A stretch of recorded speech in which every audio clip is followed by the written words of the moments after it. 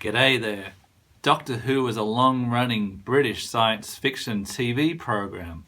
I just watched the latest episode this second called Wild Blue Yonder. Just got cold in here. Will my doppelganger show up soon? Very possible. My arms are too long. Finally, a quote I can get behind. For all my life I've had lanky long arms. So I like this episode. Russell T Davies wrote this one. A genius is too strong a word for him, but I think he's a good writer. I think he fell back on like the midnight feel of that old David Tennant episode where they switched voices on that spaceship.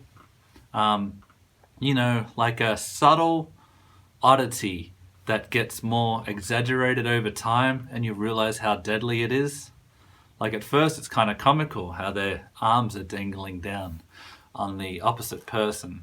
But hey, I'm getting ahead of myself because this episode starts in 1666.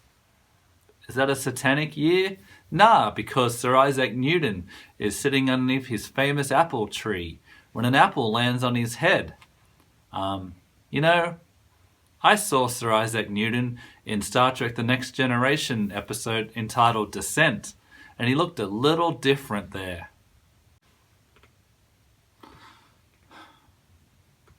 See, he had a wig on. But anywho, I thought it was fine. The Tardis lands in the tree, and they give him the word for gravity. Gravity, as I would say. Anyway, they end up on a spaceship. The Dr. Donna leave. They walk down a giant long hallway. Is that a liminal space? What do the kids call it? Anyway, it's like being in like an industrial park late at night when there's no workers around. It's kind of eerie, and that feeling is absorbed by the viewer as they keep walking and walking down the hallway. They see a distant figure, scary. The unknown is always scary. What am I going to say next in front of you people? Very scary, see? That's why people don't like public speaking. But anyway, the TARDIS magically disappears into thin air. Where did it go? The TARDIS disappears because it's too dangerous for it to stick around. That's funny. I'm sure the TARDIS has been to dangerous places in the past and the future. But this is the one they disappeared from. So the Doctor and Donna Noble are by themselves, trapped on a spaceship. So they have to figure out the danger in order for the TARDIS to reappear. And the danger soon presents itself. Nah, not Robbo. Is that what they called the robot? Jimbo. Now it's not Jimbo the robot who's walking very slowly. No, it's these two other copies of the Doctor and Donna. They're not exactly right though. They say their arms are too long and their faces start distorting. Creepy, scary, just great. Like it's comical and terrifying at the same time.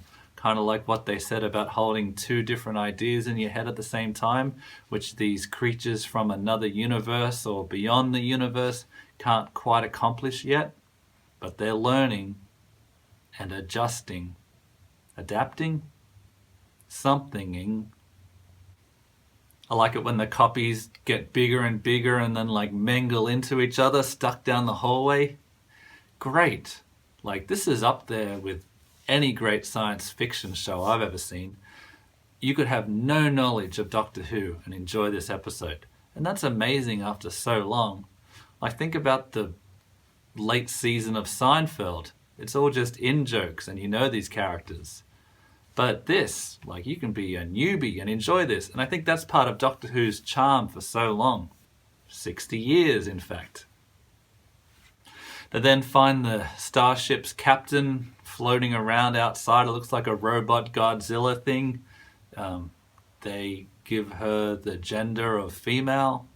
Good on ya. And then, is that posthumously? Posthumously? What's that called when it's like post-death? The TARDIS reappears. allowing the Doctor to kind of skateboard on it for a second before taking the wrong Donna with him, and then the robot hits the self-destruct finally. And the spaceship goes kablamo, explosions. That's what we like. But then he switches the fake Donna to the real Donna, and then they leave. Crisis averted. Then they land back in London and see Wilf. He's alive. And I'm happy to see them both. But all is not well on planet Earth, and I'm sure that's what's leading us towards next week's dramatic conclusion of the David Tennant era. Who will the Doctor be next? Sir Isaac Newton? Nah, maybe they should bring back Tom Baker. They did have him back as the Curator, which was a future incarnation of Doctorwho.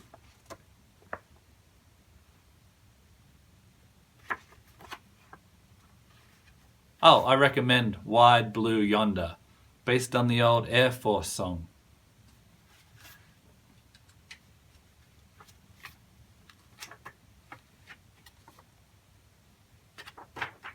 Thanks for watching. Oh look, here they all are. The 5 Doctors. Picture here clockwise from upper left are television's 4 Doctors. William Hartnell, Patrick Troughton, Tom Baker, and John Pertwee. At centre is Peter Cushing, who played the Doctor in 2 feature films. Is he canon? Was he ever shot out of a cannon?